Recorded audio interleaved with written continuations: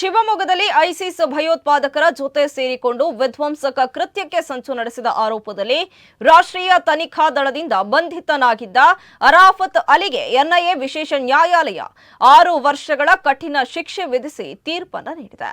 ಪ್ರಕರಣಕ್ಕೆ ಸಂಬಂಧಿಸಿ 2025ರ ನವೆಂಬರ್ನಲ್ಲಿ ಮುನೀರ್ ಅಹಮದ್ ಮತ್ತು ಸೈಯದ್ ಯಾಸೀನ್ ಎಂಬ ಇಬ್ಬರು ಆರೋಪಿಗಳಿಗೆ 6 ವರ್ಷಗಳ ಶಿಕ್ಷೆಯನ್ನು ವಿಧಿಸಲಾಗಿತ್ತು. 2020ರಲ್ಲಿ ಮಂಗಳೂರಿನ ಕದ್ರಿಯಲ್ಲಿ ಲಷ್ಕರ್ ಪರವಾದ ಗೋಡೆ ಬರಹ ಬರೆದ ಪ್ರಕರಣದಲ್ಲಿಯೂ ಮಾಜ್ ಮುನೀರ್ ಆರೋಪಿಯಾಗಿದ್ದ. ಇಂಜಿನಿಯರಿಂಗ್ ವಿದ್ಯಾರ್ಥಿಯಾಗಿದ್ದ ವೇಳೆ ಮಾಜ್ ಮುನೀರ್ ಮತ್ತು ಸಹವರ್ತಿ ಮೊಹಮ್ಮದ್ ಶಾರೀಕ್ ಗೋಡೆ ಬರಹ ಬರೆದು ಸಿಕ್ಕಿಬಿದ್ದಿದ್ರು. ಅನಂತರ ಎನ್ಐಎ ನಡೆಸಿದ ತನಿಖೆಯಲ್ಲಿ ಇವರು ಶಿವಮೊಗ್ಗದಲ್ಲಿ ದೊಡ್ಡ ಮಟ್ಟದ ಐಸಿಸ್ ನೆಟ್ವರ್ಕ್ ಮಾಡಿರೋದು ಬೆಳಕಿಗೆ ಬಂದಿತ್ತು. ಶಿವಮೊಗ್ಗ ಜಿಲ್ಲೆಯ ತೀರ್ಥಹಳ್ಳಿ ಮೂಲದ ಅರಾಫತ್ ಅಲಿ 2020ರಲ್ಲಿ ಪಶ್ಚಿಮ ಬಂಗಾಳದ ಮೂಲಕ ವಿದೇಶಕ್ಕೆ ತೆರಳಿ ತಲೆಮರೆಸಿಕೊಂಡಿದ್ದ. ಅನಂತರ ವಿದೇಶದಲ್ಲಿದ್ದ ಶಿವಮೊಗ್ಗ ಮಂಗಳೂರಿನಲ್ಲಿ ಐಸಿಸ್ ಪರವಾಗಿ ಯುವಕರನ್ನ ಸೇರಿಸಿಕೊಳ್ಳಲು ಹಣಕಾಸು ನೆರವನ್ನ ನೀಡುತ್ತಿದ್ದ.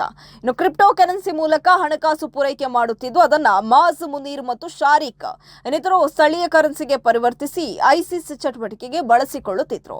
2022ರಲ್ಲಿ ಪ್ರಕರಣದ ತನಿಖೆಯನ್ನ ಎನ್ಐಎ ಕೈಗೆತ್ತಿಕೊಂಡ ಬಳಿಕ ಐಸಿಸ್ ನೆಟ್ವರ್ಕ್ ವಿಚಾರ ಬೆಳಕಿಗೆ ಬಂದಿತ್ತು. ಇನ್ನು ಮಾಜ್ ಮುನೀರ್ ಜೊತೆಗೆ ಬಂಧಿತನಾಗಿ ಅನಂತರ ತಲೆಮರೆಸಿಕೊಂಡಿದ್ದ ಮೊಹಮ್ಮದ್ ಶಾರೀಕ್ 2022ರ ನವೆಂಬರ್ 19ರಂದು ಮಂಗಳೂರಿನಲ್ಲಿ ಕುಕ್ಕರ್ ಬಾಂಬ್ ಸ್ಫೋಟಿಸಿ ಬಂಧನಕ್ಕೆ ಒಳಗಾಗಿದ್ದ.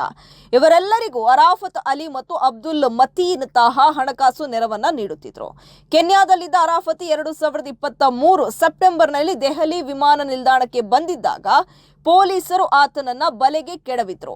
ಅರಾಫತ್ ಅಲಿ ಸಿರಿಯಾ ಮೂಲದ ಐಸಿಸ್ ಸಂಘಟನೆಯಲ್ಲಿ ಸಕ್ರಿಯನಾಗಿದ್ದಲ್ಲದೆ ಭಾರತದಲ್ಲಿ ಐಸಿಸ್ ನೆಟ್ವರ್ಕ್ ಬೆಳೆಸುವಲ್ಲಿ ಮುಂಚೂಣಿಯಲ್ಲಿದ್ದ. ಶಿವಮೊಗ್ಗ, ಬೆಂಗಳೂರು ಸೇರಿ ಮೂಲಭೂತವಾದ ಬಿತ್ತಿ ಯುವಕರನ್ನ ಐಸಿಸ್ ನೆಟ್ವರ್ಕ್ ಸೇರ್ಪಡೆ ಮಾಡುವಲ್ಲಿ ನಿರತನಾಗಿದ್ದ ಎಂದು ಎನ್ಐಎ ಚಾರ್ಜ್ ಶೀಟ್ ಸಲ್ಲಿಸಿತು. ಇನ್ನು ಪ್ರಕರಣದಲ್ಲಿ ಎನ್ಐಎ ಅಧಿಕಾರಿಗಳು ಕರ್ನಾಟಕದಲ್ಲಿ ಒಟ್ಟು 12 ಮಂದಿಯನ್ನ ಬಂಧಿಸಿತು. ಇದೀಗ 3 ಶಿಕ್ಷೆ ಜಾರಿಯಾಗಿದೆ.